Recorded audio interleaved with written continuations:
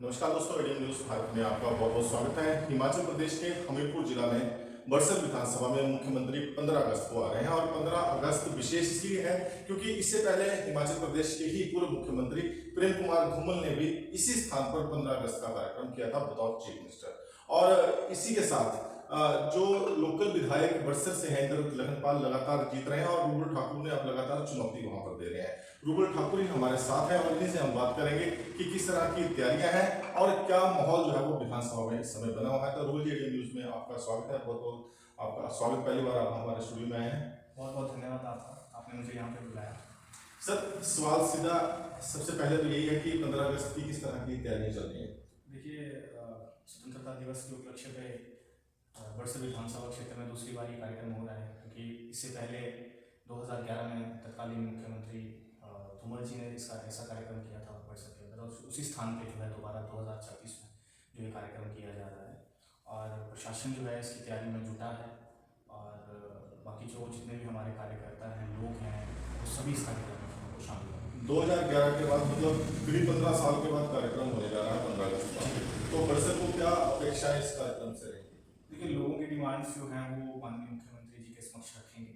जो मेन मुद्दे हैं वहाँ पे बड़सर हॉस्पिटल का बहुत बड़ा इशू है, 100 बेड का, ओटी का, बस स्टैंड के लिए अभी माननीय मुख्यमंत्री जी ने डीवीसी 2 करोड़ रुपये जारी कर दिए हैं। वहाँ पे जो है वो ज़मीन देखी जा रही है, 2-3 स्पॉट्स। और बाकी एक बसेस का इशू है वॉल्वोस का, और जितनी भी जैसे कॉलेज की डिमांड है उसमें नोटिफिकेशन होनी है। इसी तरह से जो भी डिमांड्स है लोगों की, वो जो है वो माननीय मुख्यमंत्री जी के समक्ष रखेंगे। और रूबल जी, आप भी काफी लंबा समय हो गया राजनीति में सक्रिय हैं, एनएसयूआई से यूथ कांग्रेस से कांग्रेस, और मुख्यमंत्री जो है वो हमेशा युवाओं को तरजीह देते हैं। नए चेहरों को इस बार भी जब वो मुख्यमंत्री हैं तो काफी जिला के प्रदेश के ही काफी विधानसभा क्षेत्र ऐसे हैं, नए चेहरों को निकालने का प्रयास उनके द्वारा किया जा रहा है। तो आप भी को भी उन्हीं में से एक चेहरा मानते हैं हम लोग, तो क्या भविष्य देख रहे हैं ठाकुर सुखविंदर सिंह सुक्खू के साथ? देखिए, माननीय मुख्यमंत्री जी की जो राजनीतिक शुरुआत है वो छात्र राजनीति से हुई है। बड़ा लंबा समय उन्होंने जो है वो एनएसयूआई के लिए दिया, यूथ कांग्रेस के लिए दिया, और हम लोग जो है वो संगठन में भी काम कर रहे हैं, और हम लोग भी जो है वो संगठन से निकले हैं। अभी हमारा काम जो है वो जो पार्टी और इस समय सत्ता में सरकार है जो उन्होंने दायित्व दिया है उसको कर रहे हैं। और जो सरकार है तो जो लोगों के काम होते हैं, जो लोग हमारे से डिमांड करते हैं, लोगों के जो भी जिस प्रकार के जो काम है वो माननीय मुख्यमंत्री जी के पास लेके जो है उनको कराने की कोशिश कर रहे हैं। इंद्रदत्त लखनपाल ने लंबा समय कांग्रेस में गुजारा, ये कहें कि उनकी जो नेता के रूप में एक पहचान हुई तो कांग्रेस की वजह से हुई। आज मंचों पे खड़े होकर कांग्रेस को गालियां देते हैं, क्या लगता है? देखिए, उनके बारे में तो क्या ही कहें, क्योंकि बड़ा एक लंबा वक्त भी हमने उनके साथ गुजारा है। और आज के समय में कुछ लोग देखे मैंने जो बयानबाजियाँ करते हैं या इस तरह के शब्दों का यूज़ करते हैं कि जिसने राजनीति सिखाई आज उसी को दी। तो मैं उनको ये कहना चाहता हूँ कि हम लोग जो है वो पार्टी छोड़ के नहीं गए। इंद्रदत्त लखनपाल जी जो है वो कांग्रेस को छोड़ के जो है वो भाजपा में गए, जिसे वो अपनी मांग बोलते थे। आपको शायद याद होगा कि लखनपाल जी खुले मन से, जब वो सेवा दल में थे, सेवा दल के बाद भी खुले मन से जो है वो आरएसएस का विरोध करते थे। लेकिन उसके बाद आपने देखा कि भाजपा, जब वो भाजपा में गए, भाजपा में विधायक बन गए, उसके बाद वही इंद्रदत्त लखनपाल जी वो आरएसएस के पथ संचालक में जो है वो उसी वर्दी में जो है वो पथ संचालन करते थे, जिसका विरोध करते थे। तो ये तो politics of settlement Himachal Pradesh में वैसे ही बड़े व्यापक रूप से देखने को मिल रही है। लेकिन इंद्रदत्त लखनपाल की बात करें तो आपकी बात ठीक है कि लंबा समय में कांग्रेस में गया और अब लंबा समय के बाद आजकल उनको कांग्रेस बहुत गंदी पार्टी लगने लगी है अचानक से। तो क्षेत्र में इस चीज को लेकर क्या माहौल है, क्योंकि लोगों ने इंद्रदत्त लखनपाल का साथ नहीं दिया वहां पर। इंद्रदत्त लखनपाल तो शिमला से आए और यहाँ पर राजा वीरभद्र सिंह के दम पर उन्होंने चुनाव लड़े, और जाट परिवार यहाँ पर मजबूत फैमिली थी, उनको जो है वो उनको उनकी जड़ों को उखाड़ा गया और उनकी जगह जो इंद्रदत्त ने खुद को एस्टेब्लिश किया। ये सारा राजा वीरभद्र सिंह की वजह से हुआ था। तो अब कांग्रेस में क्या माहौल वहां पर इंद्रदत्त लेकर है, और कांग्रेस में नहीं ओवरऑल क्या माहौल वहां पर है इंद्रदत्त को लेकर, और जनता के बीच में क्या विचारधारणा है? देखिए, बड़सर में राजनीतिक घटनाक्रम हुआ, और ये सारा जो टिकट लेके जो आए, तो हम लोग पार्टी में आए, मेरे कजन्स थे जो मुझे पार्टी में लेके आए, जो कांग्रेस में लेके आए, उसमें वो अध्यक्ष थे। तो वैसे ही वहाँ से काम शुरू हुआ, हम एनएसयूआई में ये कैंपस में गए, हमने वो कैंपस था जहाँ पे यूपी और सफाई का बोलबाला होता था, और हम लोगों ने जो है वो एनएसयूआई के लिए काम करना शुरू किया। सब चीज़ें एकदम तो बदलती नहीं, लेकिन धीरे धीरे धीरे धीरे करके जो है वो हमने संगठन में काम करना शुरू किया। तो उसके बाद जैसे जैसे आगे 2017 का चुनाव हुआ, बड़ा टफ चुनाव था। फिर 2022 में चुनाव लड़ा, मतलब हम लोगों ने लखनपाल जी के साथ 3 चुनाव लड़े, लेकिन इतनी जल्दी हृदय परिवर्तन कैसे होता है ये तो हमारे समझ से परे है। और आप देखिए कि आज वो मंच से जो गालियाँ निकाल रहे हैं कि कांग्रेस ऐसी है, कांग्रेस ऐसी है, कांग्रेस के लोग ऐसे हैं, कार्यकर्ता ऐसे हैं, इट मीन्स कि आपने जो अपनी ज़िंदगी के पार्टी के 30 साल जो दिए, इट मीन्स कि वो आप उस समय गलत पार्टी में थे। आपने 30 साल जो है वो ऐसी गलत पार्टी में गुजार में जो सेवा की वो गलत हो गई। मतलब आप सोचिए कि आप बोल क्या रहे हैं, क्योंकि देखिए बड़ी साफ सी बात है, अब जो जनरेशन आ रही है वो जनरेशन सब समझ रही है सारी चीजें। जब जनरेशन का जो बदलाव होता है तो ये सारी चीज़ें जो है वो पीछे हट जाती हैं। तो कहीं ना कहीं इंद्रदत्त लखनपाल अब नई जनरेशन का नेता तो नहीं बन सकते। बिल्कुल। देखिए जैसे जैसे युवा आगे आते जाएंगे, जैसे जैसे एक जनरेशन का बदलाव होता चलेगा, वैसे वैसे जो है वो ये सारा जो सिस्टम जो बना हुआ है कि यहाँ से कभी छलांग मारी वहाँ, वहाँ से वहाँ, ये सब कुछ बंद हो जाएगा, क्योंकि यही जनरेशन जो है वो इनको जो है वो सबक सिखाएगी। तो अब जो बरसत का माहौल मौजूदा समय में है, बलदेव शर्मा वहाँ पर सक्रिय हैं। भाजपा की अगर हम बात करें तो इंद्रदत्त लखनपाल को बलदेव शर्मा चुनौती है, कांग्रेस को भी माना जा रहा है कि बलदेव शर्मा को चुनौती के रूप में देखा जा रहा है। तो आपको क्या लगता है कि बलदेव शर्मा सही में चुनौती है क्या? नहीं, देखिए ऐसा कुछ नहीं है। वो लंबा समय हो गया, वो चुनाव हार रहे हैं लगातार। अब तो चलो बीते जमाने की बात हो गई, जनरेशन गैप हो गया, नई पीढ़ी आ गई अब सारी तरह से। तो क्या लगता है? नहीं, देखिए ऐसा है कि बेसिकली क्या है कि जो नई भाजपा है वो एक मैसेज देना चाह रही है पूरी कॉन्स्टिट्यूंसी में, और जो नई भाजपा के नए कार्यकर्ता हैं और वो कार्यकर्ता जो उस समय विरोध में थोड़ा जो कर्मठ कार्यकर्ता हैं भाजपा के, वो लोग जो हैं वो एक मैसेज सर्कुलेट कर रहे हैं कि बलदेव शर्मा पार्टी छोड़ रहा है, बलदेव शर्मा कांग्रेस जाने वाला है। क्यों? क्योंकि उनका जो मेन मकसद है कि बलदेव शर्मा को कैसे भी करके जो है वो भाजपा से बाहर निकालना चाहिए। तो इसीलिए जो है वो इस चीज़ को इतना फैलाया जा रहा है कि उसको निकाल के जो है वो सारा वर्चस्व जो है वो अपना स्थापित किया जाए। मतलब एक तरह से ये इंटरनल पॉलिटिक्स बीजेपी की चल रही है कि जो नए लोग आए हैं वो पुरानी भाजपा को धक्का दे रहे हैं और कामयाबी मिल रही है। देखिए उसके बारे में तो मुझे पता नहीं और वैसे बलदेव शर्मा भी बड़े स्ट्रॉन्ग आदमी है, बरसत में वोट बैंक है, सब कुछ है उनके पास। 3 बार के विधायक हैं। 3 बार के विधायक हैं, अगर 3 बार के विधायक रहा हो तो उतना फिर आदमी का वर्चस्व तो होता ही है। और ये जो इनके आपस में जो कशमकशी चली है, इसका जो नुकसान है, इसके जो बेनिफिट हैं हमारे या किसी के भी बेनिफिट्स हैं, वो 2027 के चुनाव में आपको देखने को मिलेंगे। लेकिन रुकु जी, एक बात और है, जो कांग्रेस का चेहरा सुभाष जरवालिया है वहां से उपचुनाव में बड़ा गोल्डन चांस उनको मिला, नकार दिया जनता ने, क्या कारण है? देखिए सुभाष जरवालिया जो बेसिकली बड़े शरीफ आदमी हैं, तो नकार दिया। और नहीं देखिए कई बार क्या होता है कि जो शरीफ आदमी थे, शराफत थी और बड़ा टाइम से मतलब पार्टी के लिए उन्होंने काम किया, ऐसा नहीं है, पुराने लोग हैं। लेकिन कई बार क्या होता है कि जनता किसी चीज़ को एक्सेप्ट कर पाती है, नहीं कर पाती।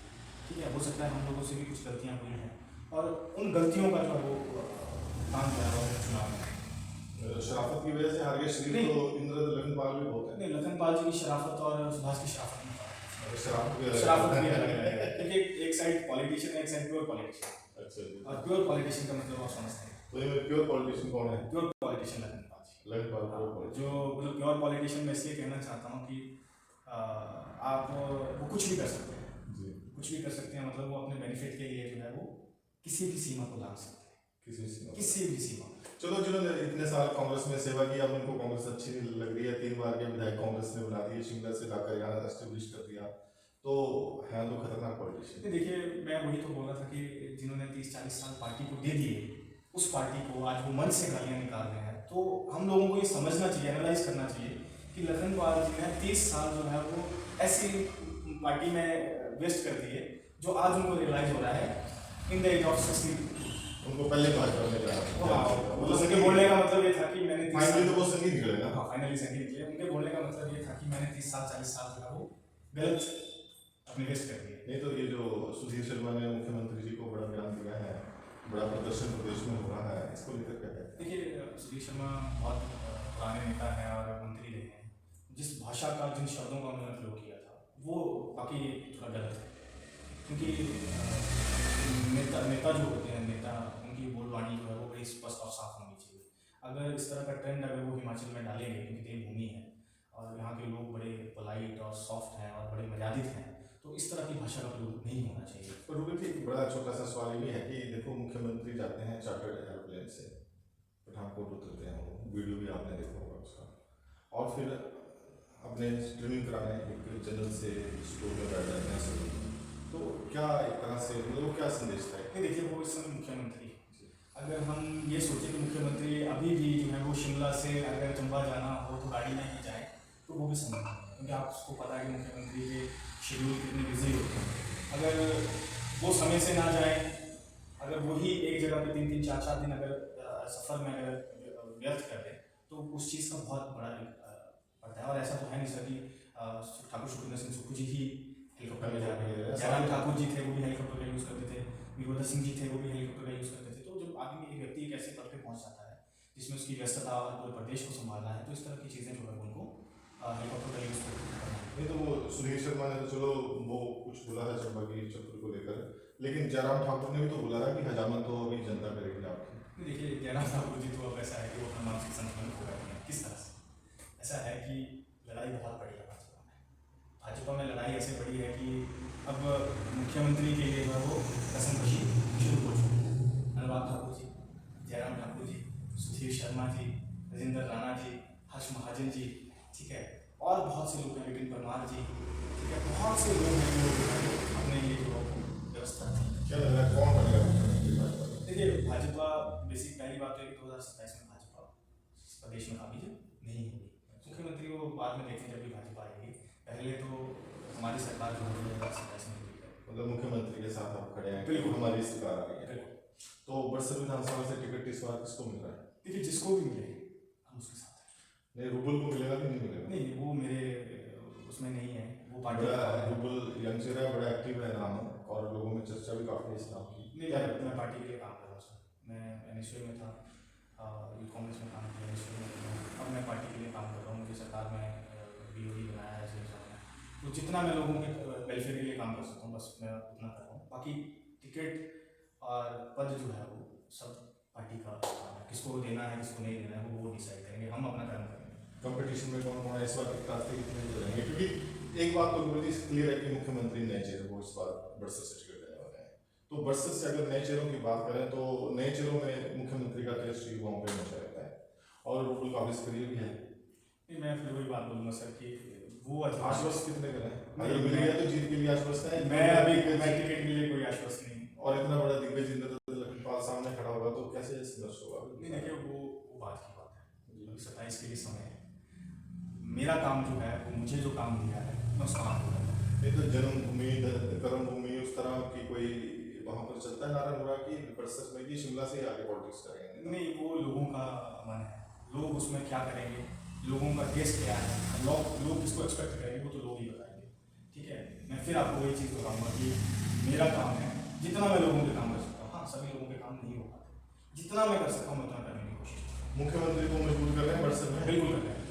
कुछ 27 में बड़ा करने की तैयारी है? देखिए, करेंगे, बिल्कुल करेंगे। इस बार भी करना था लेकिन शायद हम लोगों से गलतियाँ हुई हैं। टिकट गलत हो गया इस बार? नहीं, टिकट नहीं, हाँ। टिकट की कोई गलती नहीं है। वो तो सरकार संगठन ने एक अच्छी टिकट दी थी। हम लोगों की वर्किंग में जो है वो थोड़ी बहुत ढील है।